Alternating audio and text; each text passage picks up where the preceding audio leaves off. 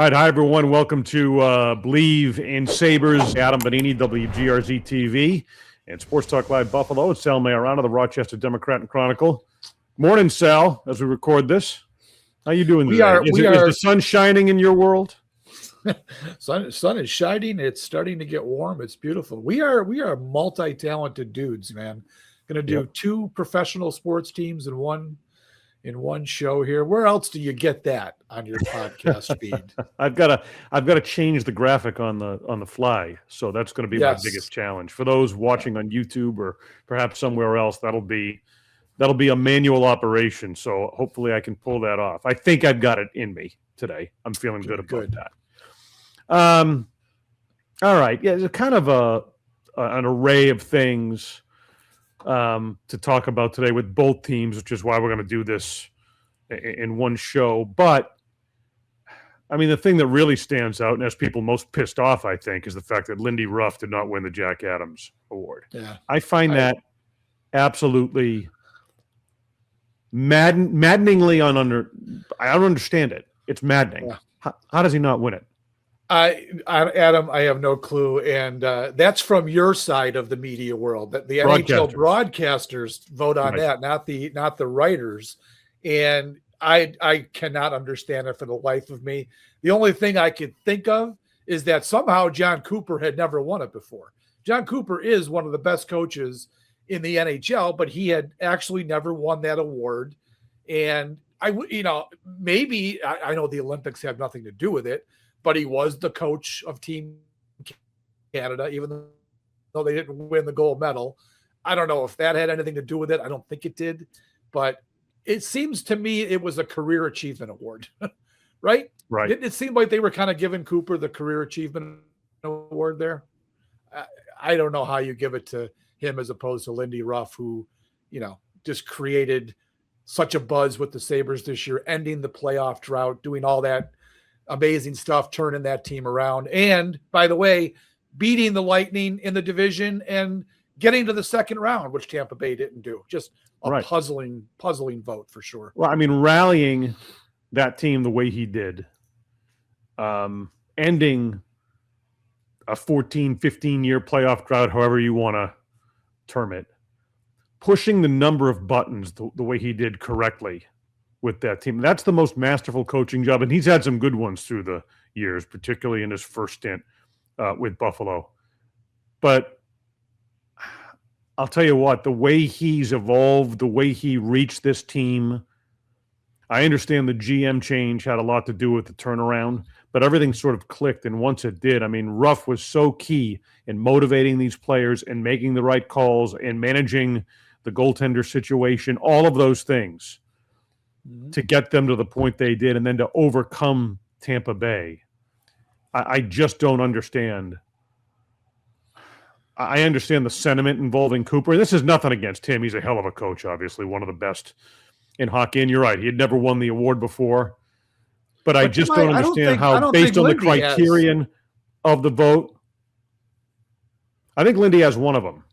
Did he win one? Because I don't remember. I don't pay attention to this stuff generally, unless it's egregious like this. I didn't know that he had won one before. Because if he hadn't, I'm saying why didn't he get the career achievement award? You're looking it up right now. I'm not sure if he has or not, but it doesn't change the fact. And it came out yesterday. I was reading, Mike Harrington was writing about it, or he at least tweeted about it, that apparently Lindy wasn't even on the ballot of like a third of the voters or something, didn't even make the top three, which ultimately it ended up being a close vote.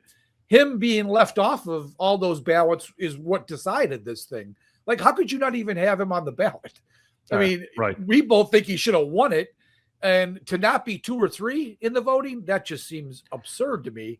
I don't know what he did to piss people off, man, but boy, that was just a bad result for the he won it in 05-06, as I thought. Okay. He did, which was great. And I remember him covering that particular ceremony and him accepting the award at like the NHL Awards event, how it was done at the time. And not through gritted teeth, but in a very sort of painful way, in a first-class way. If you understand Lindy, I mean, this is how, but congratulated the Carolina Hurricanes on their success because it was such a bitter loss in the 7th game, obviously, to them. And, it's something that still lingers with him. You heard him reference back to it this year. The fact that he lost on a delay of game penalty, or it greatly impacted it back then against Carolina. It happened to him again and away from the organization, and had the opportunity, were they to beat the Montreal Canadiens, to exact some kind of revenge. I don't think that would have happened. I think that's pretty obvious. It wouldn't have happened, but I don't think it would have happened. But yeah, it's just unfortunate that he's not going to get that award. Again, I don't think Lindy is all that bent out of shape about it. It's just not who he is.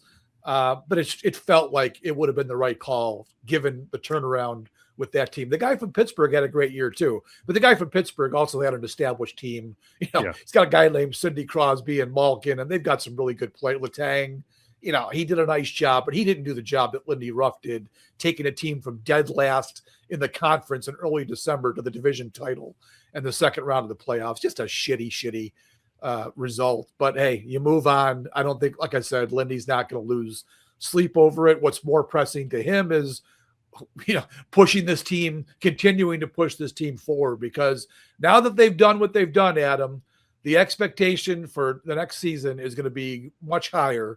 And Lindy, with a new 2-year contract under his wing, is going to be asked to, keep this ball moving forward. And that's going to be a tough challenge. It's going to be very interesting to see what they do this offseason. Of course, Alex Tuch is the most pressing issue right now. What do you do with him? How do you structure a contract that makes sense?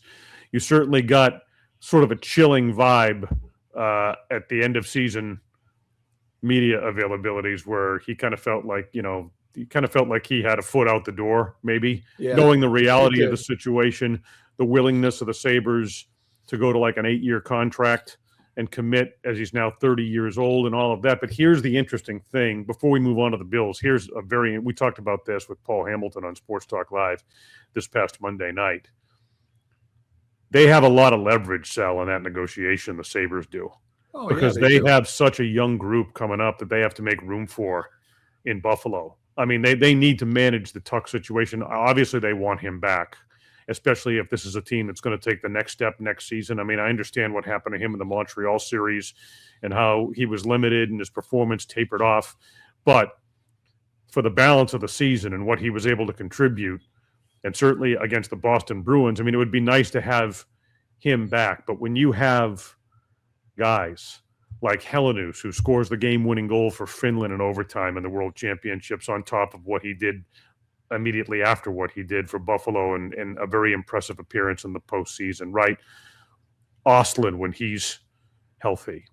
Kulik is someone who's back and healthy and can make a difference. You've got, Doan. You've got players in this organization that are going to emerge and take spots in the lineup. And I'm wondering if and when Lindy Ruff and Kekalainen make the decision relevant to this or relative to this contract negotiation to just sign and say, okay, you know what? Tuch could be for the present, but he's not really the future long-term in the way that Tuch envisions it with that length of a contract, right? And you've got this group coming up. When do you shift the focus to really begin? Because they're going to be in Buffalo. You're not talking about spending time in Rochester anymore with these kids. No, you're right. I mean, Tuch has been a terrific player for the Sabres. We've talked about how he survived, some really down years, the end of the drought, the first 4 years he played here. So for him to have broken through with this team, the team he grew up rooting for when he lived in Syracuse, that was a great story to finish it off. But I just don't see them, making the move to keep him, given what it's going to cost. And like you said, the term of the contract, I don't think you want Alex Tuch when he's 37 or 38 years old, making $10 million a year. So it's an unfortunate thing. It's a reality in pro sports. This is what happens when players reach free agency. There are some tough decisions that have to be made. The Bills make them all the time over there. Every team does. So I can't see them going back and taking Tuch back. Like you said, all these young players, they actually have a roster crunch. You laid it all out there. They actually have a roster crunch right now with all these young kids coming up who are ready to play. I mean, like you said, there's no way Helenus is coming back to Rochester. next year after what he's done here at the end of, the playoffs and then the World Championships. There's just too many guys. So it's going to be hard to see him go. Hopefully he goes to the Western Conference, Adam. They don't have to see him and, potentially be hurt by him because I think he still can play. But yeah, it's going to be a tough thing to happen on July 1st when free agency starts. And what's really interesting and kind of more than a footnote to the playoff drought. Look at the position they're in now to make these decisions, right? And this is, you think back when you didn't make the postseason before, you really didn't get a firsthand sense of what these kids could do, how ready these young players, because there's been this influx of young talent into the organization, right? And they haven't had the opportunity to see if it would flourish in the postseason or how these kids would respond. Now, right? Now Kekalainen's in a position where he can, and Lindy, they can say, okay, we know what they can do when it matters most. And until you actually see that, right? I mean, Lindy certainly had a sense of it, I think with Ostlund in particular, right? Where you'd seen what he'd done with him in key situations and then how that translated to the postseason and how he felt about him. But now you have a much greater sense and I can more comfortably make decisions on Alex Tuch's future and what type of deal you're willing to do with him based on what you've seen from this youth. Would you agree with that?